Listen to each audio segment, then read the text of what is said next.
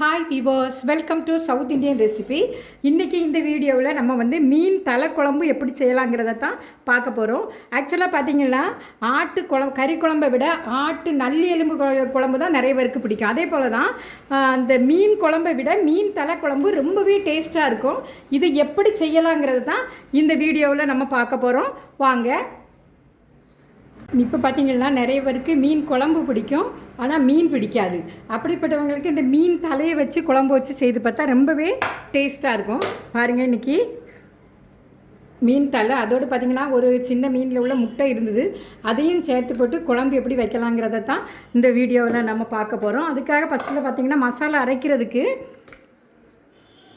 வத்தல், அப்புறம் சின்ன ஜீரகம், கொஞ்சமாக நல்ல மிளகு, தேங்காய் ஒரு 2 ஸ்பூன் போதும், தேங்காய், வெங்காயம், மல்லிப்பொடி, இது இவ்வளோத்தையும் லைட்டாக நம்ம வறுத்து நைஸாக தண்ணி சேர்த்து அரைச்சி எடுத்துக்கிடணும். மசாலாவை நல்லா வறுத்து நைஸாக அரைச்சாச்சு. பார்த்திங்கன்னா குழம்பு வைக்கிற பாத்திரத்தில் 2 டேபிள் ஸ்பூன் அளவுக்கு நல்லெண்ணெய் சேர்த்துருக்குறேன். எண்ணெய் சூடாயிடுச்சு. அதில் பார்த்திங்கன்னா கொஞ்சமாக வெந்தயமும் கடுகும் தாளிக்கிறதுக்காக. இப்போ இது ரெண்டுமே நல்லா பொரியட்டும். வெந்தயம் நல்லா செவக்க வறண்டாச்சு. இப்போ இதில் வந்து கொஞ்சமாக கருவேப்பிலை சேர்த்துக்கலாம். அதோட பார்த்திங்கன்னாச்சு ஒரு கைப்பிடி அளவு சின்ன வெங்காயம், 20 பல்லு பூண்டு, 3 மிளகாய், இதை கீரி எடுத்து வச்சுருக்கேன். இதை நம்ம இது கூட சேர்த்துக்கலாம். இது கூட சேர்த்து நல்லா வதக்கணும். எண்ணெயில் இந்த வெங்காயமும் அப்புறம் வந்து வெள்ளை பூண்டு அப்புறம் வந்து இந்த பச்சை மிளகாய் எல்லாமே நல்லா வதங்கணும். இது வதங்கட்டும். நல்லா வெங்காயம் நல்லா வதங்கிடுச்சு.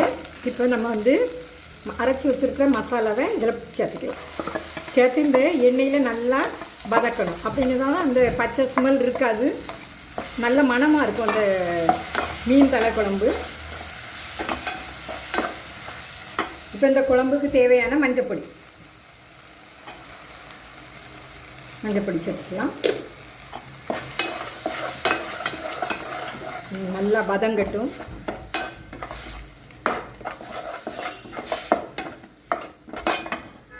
நம்ம குழம்புக்கு தேவையான தண்ணி சேர்த்துக்கலாம். இதில் பார்த்திங்கன்னா ஒரு சின்ன லெமன் சைஸ் இந்த அளவு புளி கரைச்சல் நல்லா கரைச்சி எடுத்து வச்சுருக்கேன். இப்போ இதை நம்ம இதில் சேர்த்துக்கலாம். குழம்புல நமக்கு இதுக்கு தேவையான அந்த குழம்புக்கு தேவையான அளவு தண்ணி சேர்க்கணும்.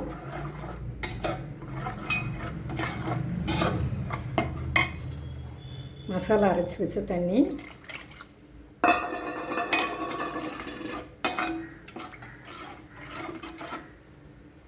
தண்ணி எவ்வளவு தேவையோ அந்த அளவு தண்ணி. ஏன்னா இது வந்து நல்லா கொதித்து காஞ்சி வரணும், அப்போ தான் அந்த குழம்பு டேஸ்ட்டாக இருக்கும்.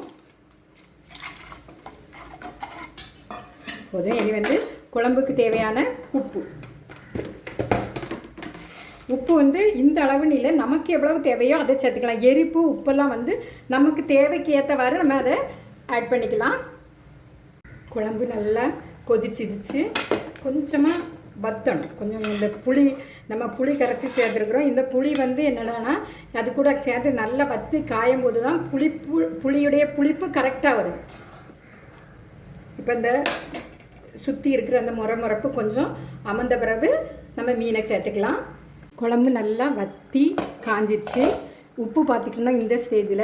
இப்போ நம்ம வந்து இந்த மீன் தலையை இதில் நம்ம சேர்த்துக்கலாம்.